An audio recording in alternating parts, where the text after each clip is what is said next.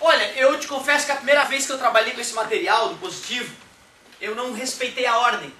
Eu lá no começo do ano já matei toda a parte de movimento, certo? Como acontece na maioria dos materiais. E depois toquei a vida pra frente normal. E terminei o ano com dinâmica impulsiva, com essa parte que a gente fez. Porque geralmente é o que acontece nos outros materiais. Porém, é muito inteligível o porquê que o professor, né, os professores que produziram o material, começaram com a parte de movimento mais light, certo? Que era fundamental para outras partes da física. Pararam um pouquinho, deixaram vocês amadurecer ao longo do ano, deixar o cérebro bombadinho, melhorar um pouquinho, para que no final do ano ele retome esse conceito com mais detalhes. É isso aí. Então, de certa forma, eu concordo sim com a maneira como a apostila foi desenhada. E por isso, comecei, desde o ano passado, a seguir mais ou menos o cronograma da apostila. O negócio é o seguinte: tu lembra do mestre Galileu Galilei, usando o coração como relógio e olhando os animais na natureza, inventou a ideia de velocidade, né? Ele dizia, claro, ele dizia não com símbolos, né, mas escrito, né? Por extenso, velocidade de um corpo, italiano arcaico, lógico, né?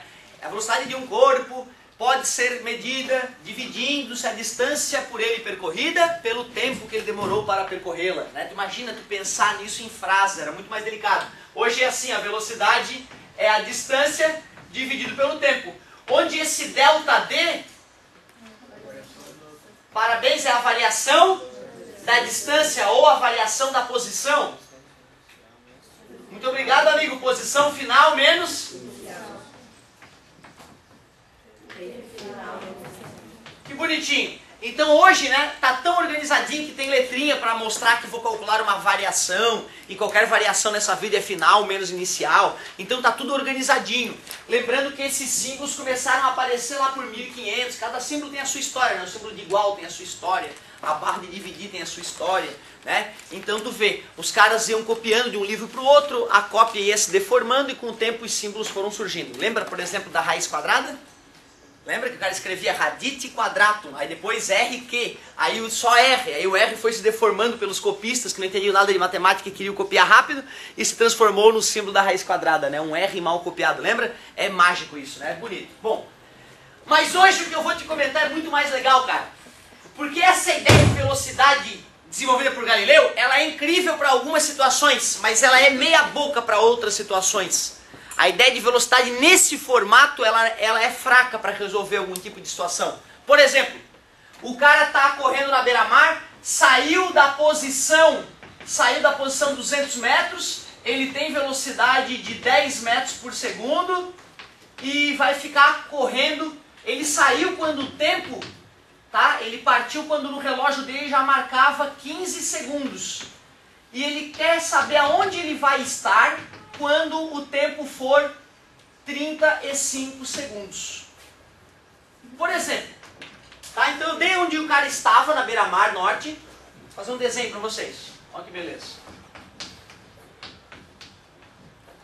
O cara estava na posição inicial, na beira-mar norte de 200 metros. O tempo no relógio dele, na hora que ele olhou no cronômetro, já estava 15 segundos.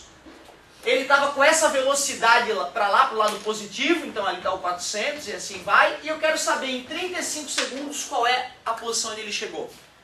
Dá para fazer lógico, dá para fazer normal, com aquela fórmula lá, sem problema nenhum. Tu sabe a velocidade? Quanto tempo se passou? 20 segundos, tu joga lá então, velocidade, tempo, está dividindo, passa multiplicando, calcular-se a distância que ele andou, certo? Já que ele saiu da posição 200 metros, tu soma o quanto ele andou e vai determinar a posição final, certo? Então dá para usar. Só que o Galileu percebendo, e outros estudiosos depois de Galileu percebendo que para resolver problemas desse tipo, dava para deixar a equação num formato mais bonito. Dava para deixar a equação numa situação melhor. E é isso que nós vamos fazer na aula de hoje. Eu vou pegar essa equação aqui e vou dar uma pequena modificada nela para que ela fique melhor para esse tipo de situação. Então olha só que beleza, no lugar do ΔD eu tenho o direito de colocar... Muito obrigado, D menos D0. E no lugar do ΔT, T menos T0. Tranquilo? Mas tu concorda comigo que se o cara ali que está correndo na beira-mar não fosse tão banzo, ele poderia ter zerado o cronômetro dele? É, né? Se ele não fosse banzo, ele, não, tá, passou o tempo, vou zerar. Puf. Aí o que ia acontecer? O tempo inicial seria 0 e o tempo final seria quanto? 20, porque a variação não mudou, né, galera? Mas como o tempo inicial é 0, eu posso ignorar o tempo inicial. Não é isso? E tu concorda que mesmo que o cara da questão seja banzo e não zere o cronômetro, eu posso zerar na marra?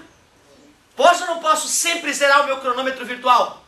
Sempre posso. Então eu posso dizer que o tempo 0 é sempre 0. Olha que beleza. Uma coisa a menos na nossa equação. Está dividindo, passa? Beleza. Tudo bem até aqui para vocês? E menos passa? Oh, fechou. Essa equação, cara, é a mesma fórmula da velocidade, só que colocada numa roupagem diferente. Olha só. Essa fórmula é conhecida como fórmula da velocidade média. Essa aqui já é conhecida como equação horária. Equação porque tem sinal de igual, né? Horária porque envolve tempo. Da posição. Por que da posição? Porque é para descobrir a posição. É bem isso mesmo. Só que cuidado, hein? Essa fórmula ela tem um defeito ainda grave. Ela só funciona para a velocidade constante. Muito obrigado. Cuidado, então. Vou escrever aqui, ó. Apenas para movimento. Como é que é o movimento com a velocidade constante mesmo? Esqueço o nome. Uniforme. Muito obrigado. Movimento uniforme. Professor, e se tiver aceleração então? Calma, daqui a pouquinho eu já falo. É isso aí. Vamos ver se essa fórmula realmente fica melhor para aplicar naquela situação? Deixa eu ver. D igual a D0 mais V vezes T. Posição inicial do Asdrubal? 200. Velocidade do Asdrubal? 10. Tempo que o Asdrubal ficou correndo? Oh, realmente fica gostoso, cara. Olha ali. 200 mais 200 igual a 400. Então, para determinar a posição de um corpo, essa fórmula, a equação horária da posição, ela é show. Não que não desse para resolver do outro jeito, daria. Velocidade e distância sobre tempo. Velocidade do cara, 10. Distância que ele andou, quero descobrir. Tempo, 20. Está dividindo, passa. Então eu descobri que a distância que ele andou ficou 200 metros. O que é delta D? Delta D é D menos D0. Quanto é que foi o delta D? 200. O D final eu quero descobrir. E quanto era o D0? 200 menos, passa para o outro lado. E 200 mais 200? Ó, chegamos à mesma resposta, mas deu muito mais mão de obra. Certo? Então, a partir de agora, a única mudança é que a fórmula da velocidade sofreu umas pequenas reformas e agora se chama equação horária da posição. Certo? Vou passar um exercíciozinho extra aqui, ó, bem parecido com o do Asdrubal andando na beira-mar. Certo? Vou passar um só para ver se tu consegue mexer com essa fórmula então. Vamos que vamos, afinal é uma bela manhã para aprender física.